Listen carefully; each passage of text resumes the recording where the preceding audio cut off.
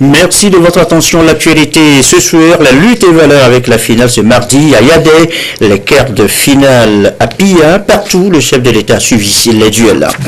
L'actualité, c'est aussi l'ouverture à New York du forum du haut niveau sur les objectifs de développement durable. Le chef du gouvernement prend part à la session. Le Togo est attendu demain pour son rapport. Enfin, une nouvelle ligne ouverte à l'aéroport Gnassingbé Adéma de Lomé, la ligne Lomé-Lisbonne, avec le premier vol enregistré hier par la compagnie TAP Portugal. Le premier vol enregistré donc à Lomé. Nous en parlons ce soir. Voilà, madame, monsieur le sommaire, bienvenue. Bonsoir à tous. Yaoundé d'abord, Yaoundé, l'attraction ce mardi donc pour la finale des luttes et valeurs dans le canton, une partie qui a opposé Yaoundé Haut à Yaoundé Bas, partie âprement disputée. Les lutteurs, vous allez les voir, ont fait preuve d'endurance et de ténacité, galvanisés par la présence du chef de l'État. Alors ici, Ramdan Bassina.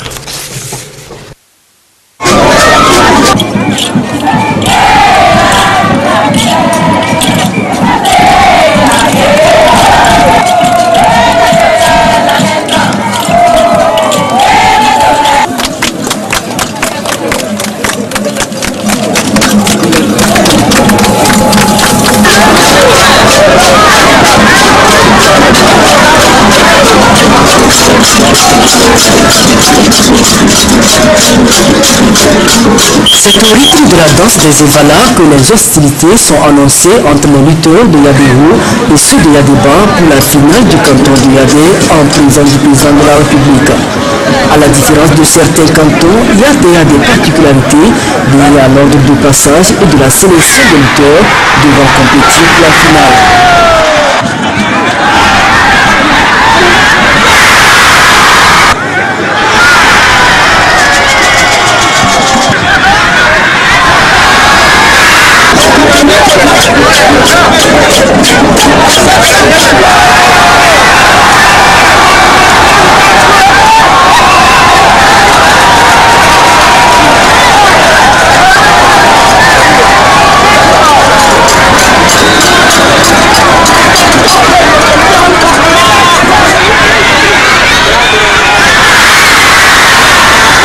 La sélection des Evala, c'est par année.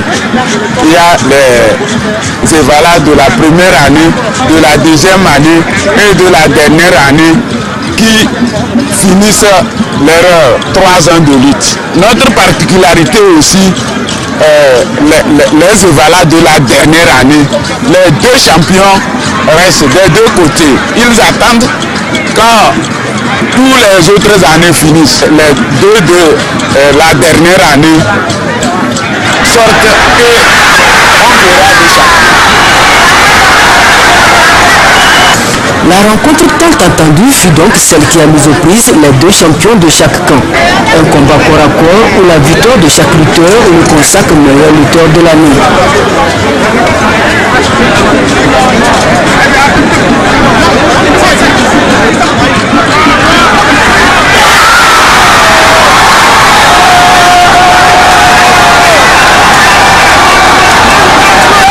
Par respect à la tradition et des mœurs en pays kabien, l'oncle et le neveu ne doivent jamais s'empoigner dans l'arène au cours de la compétition.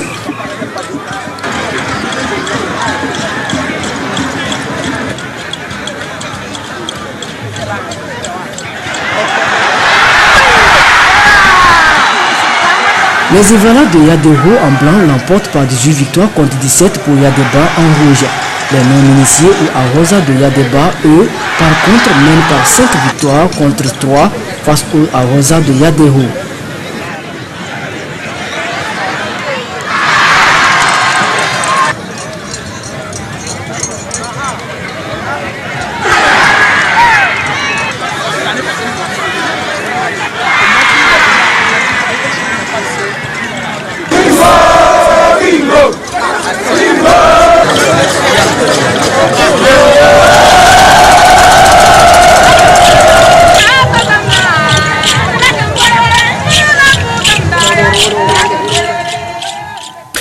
Et voilà pour cette finale de Yadé. Autre théâtre des affrontements, l'école primaire publique d'Akéi aux prises les lutteurs d'Akéi là-haut et ceux de Kioudé Niama.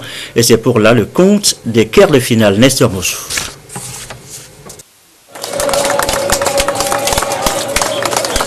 C'est toujours bienséant que les supporters des lutteurs des différents camps présentent leur civilité à l'autorité à son arrivée.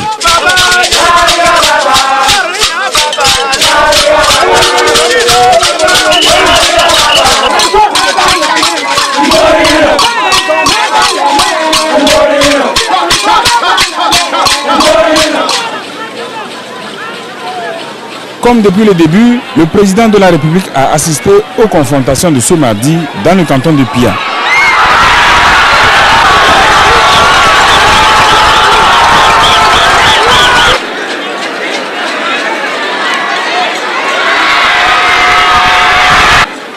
Sur ce terrain de l'école primaire publique d'Akéi se disputent les quarts de finale à Pia.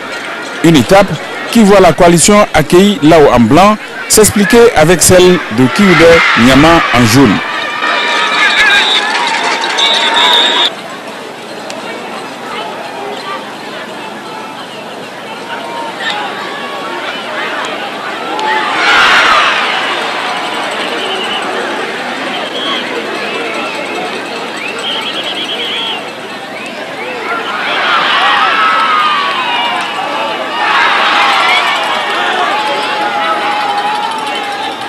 Les empoignades ont été rudes, d'autant plus que chaque lutteur est animé de la volonté de faire honneur à son camp.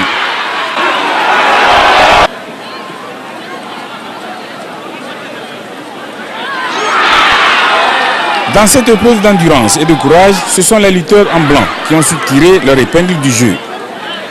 La coalition Akéi Lao est victorieuse face à celle de Kioudé Niama par 46 contre 28.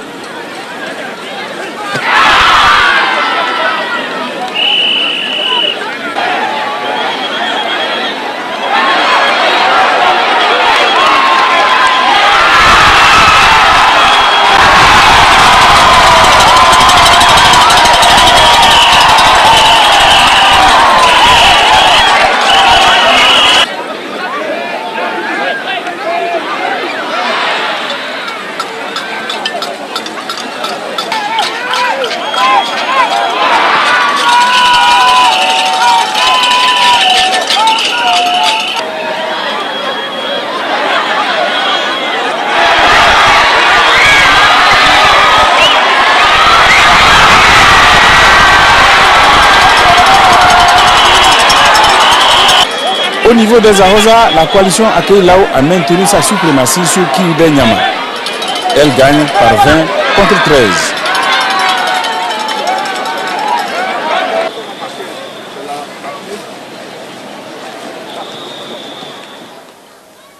Et demain, vous suivrez la finale dans le canton de Baou et les demi-finales dans le canton de Pia. Hors des arènes maintenant et pour la prise en charge d'éventuels blessés ou de cas quelconque de malaise, il y a foule, vous le savez, eh bien FOGES, Fondation Gnassingbé Yadéma pour l'éducation et la santé, a installé pas loin ses tentes pour des opérations médicales. Nestor Mozo a suivi l'une des équipes opérées.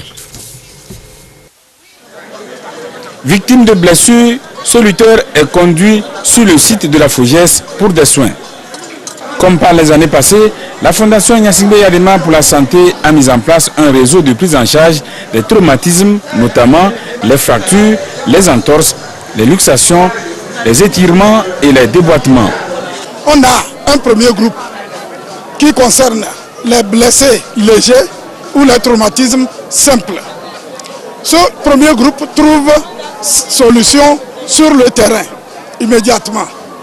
Ensuite, il y a le groupe des cas compliqués ou les traumatismes graves que nous évacuons par le service de nos ambulances au niveau des points focaux de deuxième niveau qui, eux, sont situés au niveau des centres de référence au CHR et au CHU où la prise en charge de haut niveau va se faire. Pour ce qui concerne les ressources de prise en charge, nous devons profiter de l'occasion pour remercier le parrain fondateur de la FOGES qui a financé pour déployer toute la logistique pour nous permettre de mener cette mission. Les deux niveaux de soins sont suivis par un niveau qui est à court, à moyen et à long terme, qui sera caractérisé par une remise en forme fonctionnelle du lutteur, à savoir la rééducation et la kinésithérapie. Autre titre de l'actualité, le Premier ministre Komiselom Klasu à New York aux États-Unis. Depuis hier lundi, le chef du gouvernement prend part au forum de haut niveau sur la mise en œuvre des objectifs de développement durable. Une session ouverte sous les auspices du Conseil économique et social des Nations Unies. 44 pays y participent. L'ouverture des travaux avec Isidore Koubatine. Envisager un monde inclusif pour 2030 où on ne parlera plus de pauvreté ni de faim. Un monde favorable à la croissance, à la prospérité et à la stabilité économique des États. Un monde où les soins de santé et l'éducation de qualité sont garantis pour les populations sont entre autres défis à relever pour la communauté internationale. À cet effet, les États se sont engagés à atteindre 17 objectifs de développement durable d'ici 2030.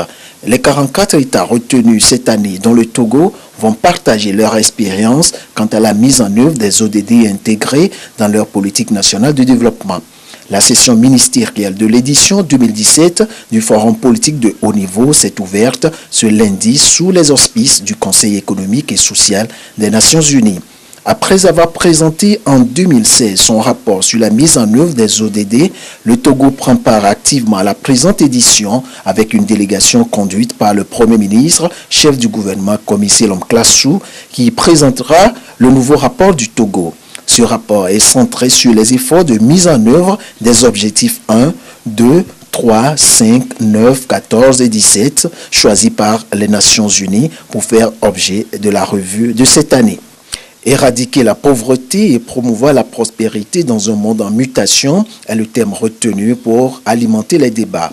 Il s'agit non seulement d'un impératif, mais d'une condition préalable à la lutte contre la pauvreté et la croissance économique des États.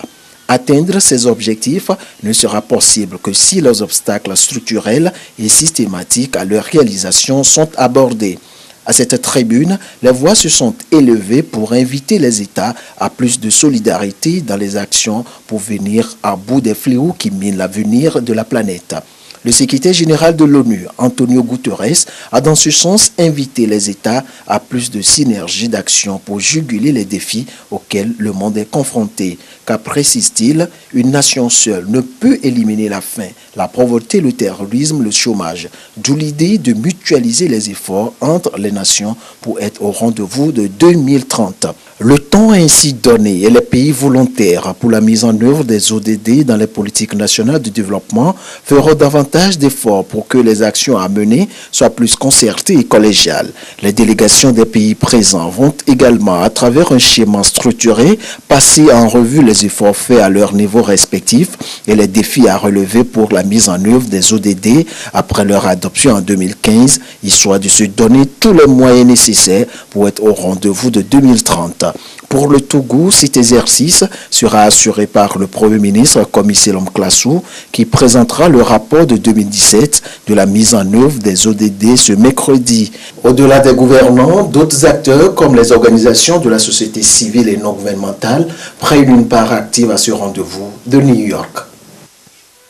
Et en marge des travaux de ce forum de haut niveau, eh bien, le chef du gouvernement s'est entretenu avec Madame Fekita Mouila. Elle est sous-secrétaire des Nations Unies, ou représentant des Nations Unies pour les pays avancés. Les discussions portées sur les avancées réalisées par le Togo dans le domaine de la mise en œuvre des ODD. Nous l'écoutons au micro de Isidore Koubati.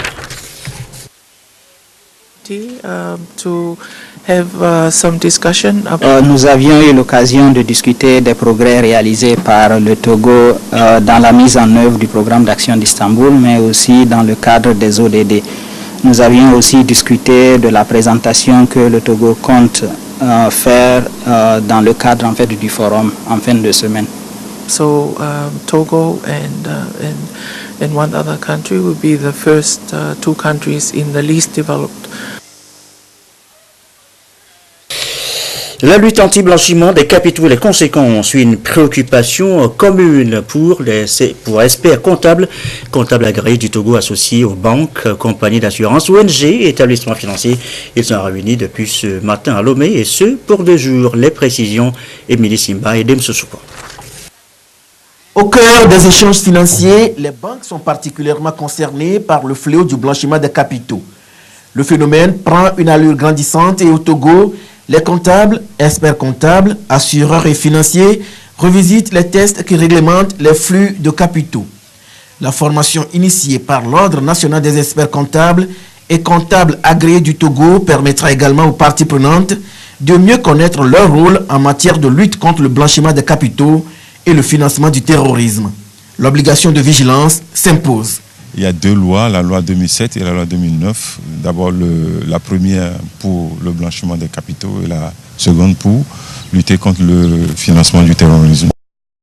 Nous avons l'obligation de mettre des diligences en place, c'est-à-dire les techniques de travail pour que nous puissions couvrir cet aspect. Parce que lorsque vous faites un contrôle, ou bien vous êtes auditeur ou expert comptable, et que vous faites un contrôle, vous devez être en mesure de mettre en marche des diligences qui vous permettent de vous assurer que l'entité que vous contrôlez n'est pas dans ces genres de phénomènes. Les échanges permettront au finish d'accroître la protection de l'intégrité du système financier national et international. Surtout si l'on sait que le blanchiment des capitaux sape les efforts économiques de nos États en matière de finances publiques et de bonne gouvernance. Et l'un n'est pas évoqué sans l'autre. Qui parle de blanchiment d'argent parle forcément de terrorisme. Le phénomène est une préoccupation réelle. C'est quoi exactement le lien entre les 2 fléaux? Les explications dans ce dossier de la rédaction, dossier signé Edem Sosuko. Environ 2000 milliards d'euros de capitaux criminels sont par an injectés dans le circuit financier à travers le monde. De l'argent sale qui provient d'un délit ou d'un crime. Le fléau nourrit la criminalité, surtout le terrorisme. Imaginez que je sois un criminel, j'ai de l'argent qui me vient de je ne sais quoi, je suis proxénète, je reçois quelques centaines de milliers d'euros du fruit de mes activités criminelles. J'ai besoin de pouvoir les utiliser dans l'économie légale.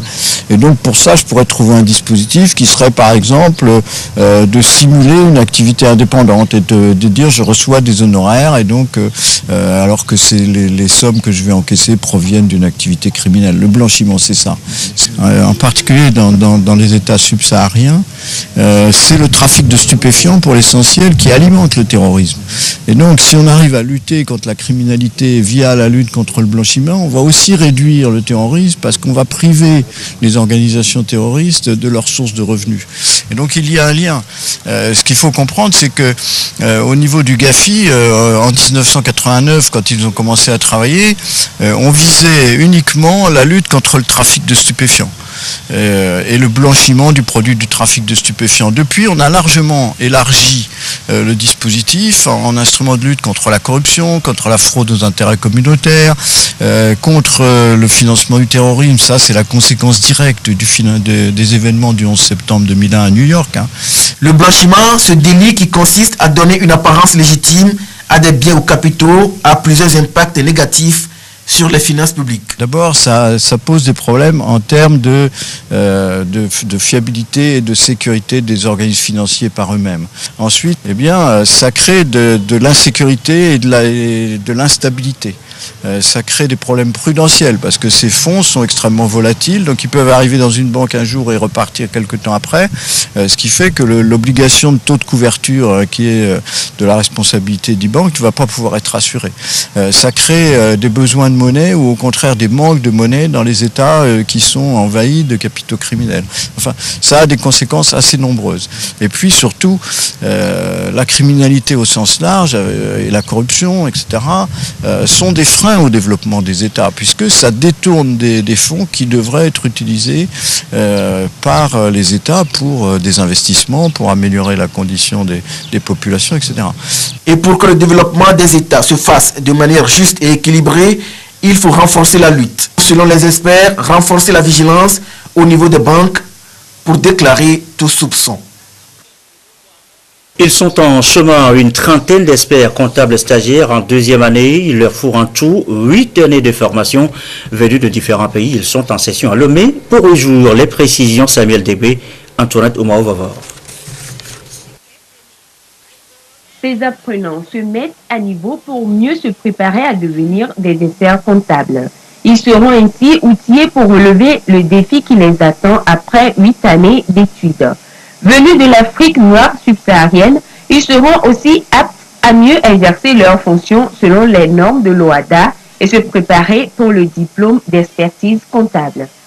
L'expert comptable contrôle aussi les sociétés, mais accompagne aussi les sociétés. Donc, c'est eux qui font la comptabilité, mais la comptabilité, c'est le millième seulement de leurs travaux.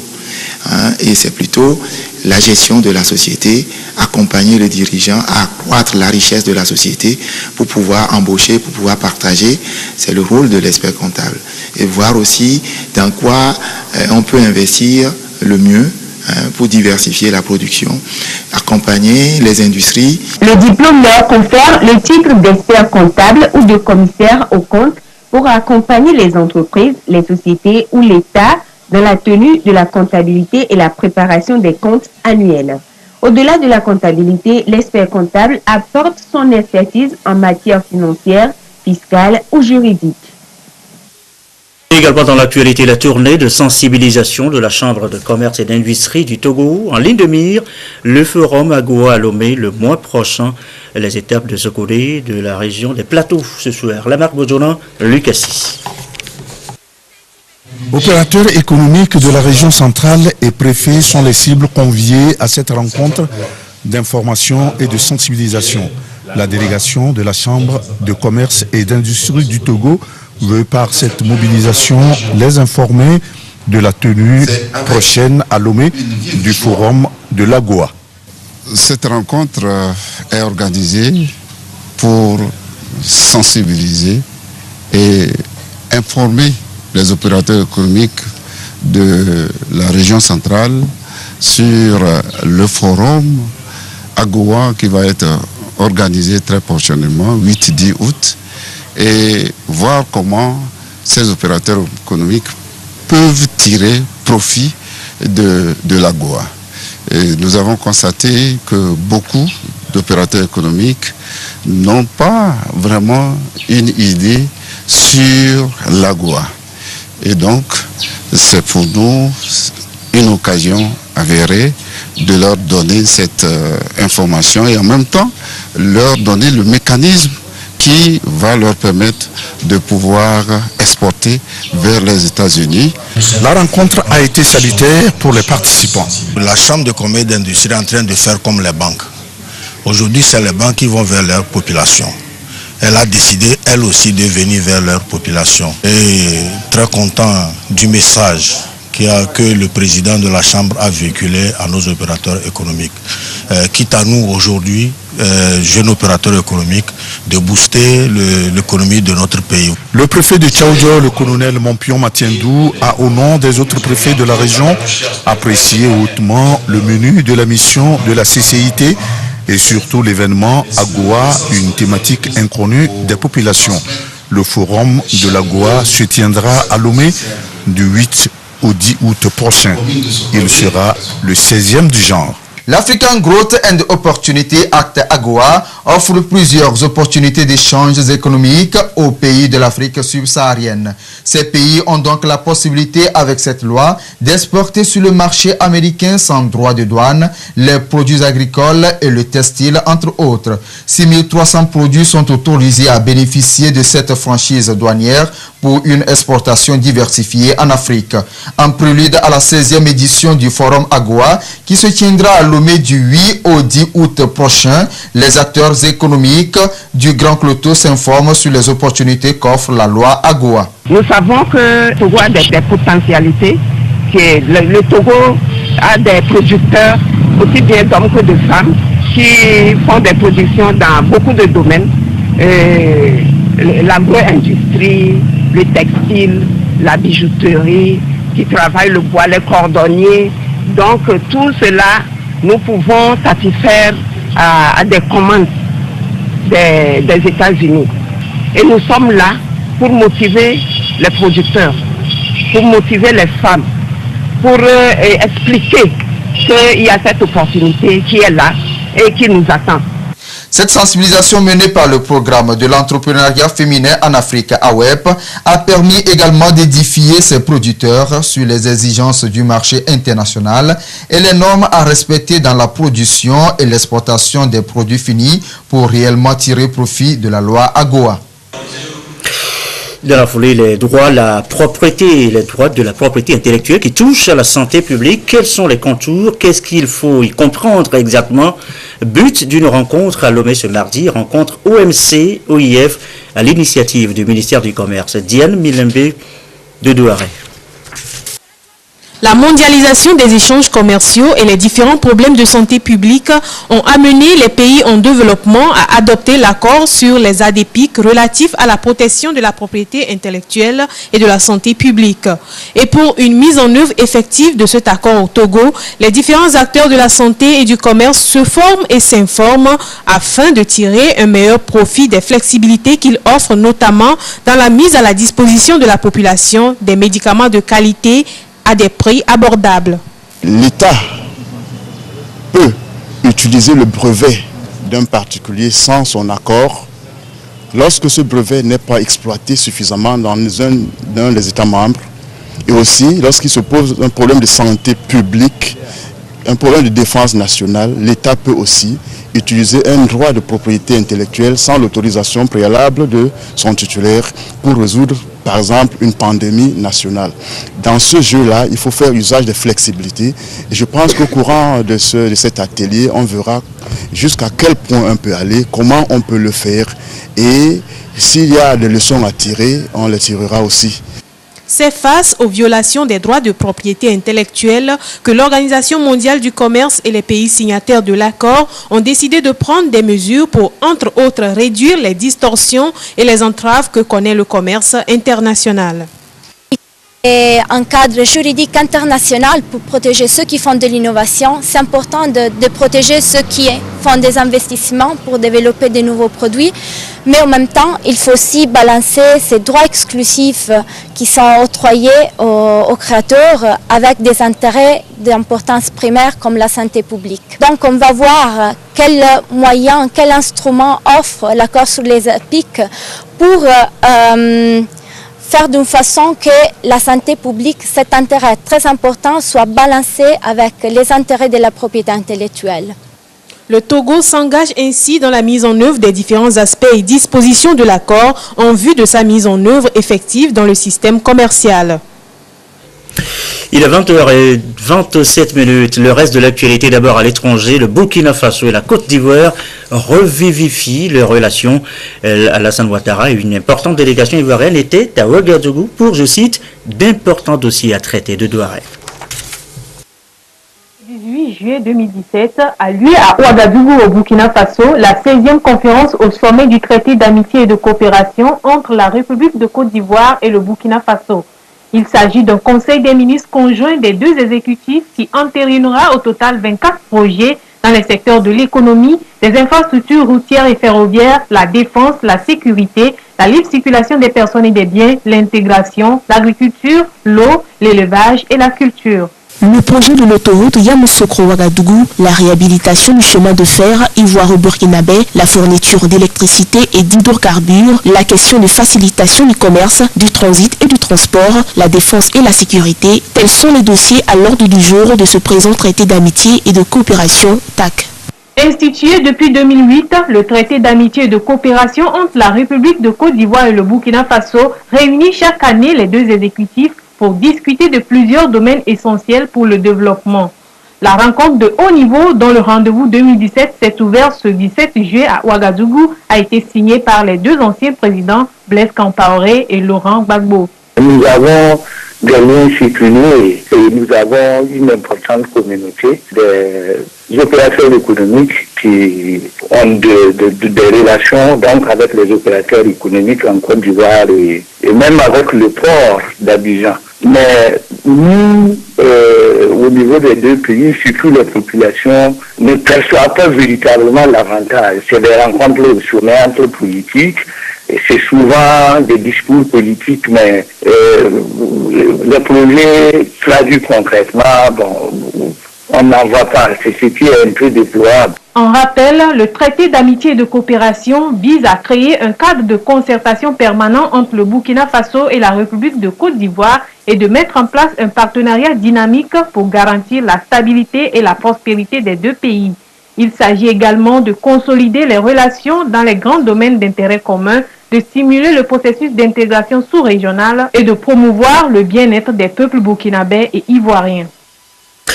Et voilà, le Burkina Faso et la Côte d'Ivoire, tous deux, concernés également par ce projet de la CEDEAO qui envisage la création d'une compagnie maritime.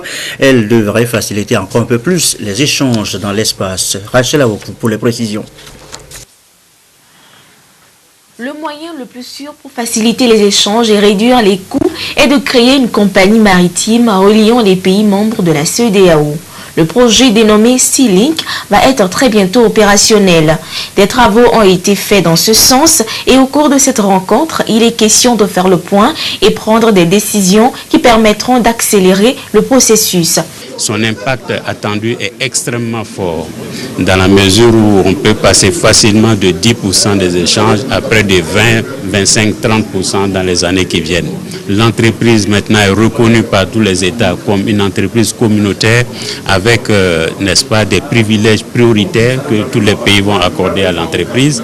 Et donc nous venons pour prendre les dernières décisions avant l'Assemblée constitutive qui va consacrer la création effective de la compagnie. La Fédération des chambres de commerce et d'industrie de l'Afrique de l'Ouest est très engagée dans la réussite de ce projet qui représente une opportunité majeure dans la promotion des affaires. La BEDC de son côté se porte garante pour soutenir sur tous les plans le projet Sea-Link.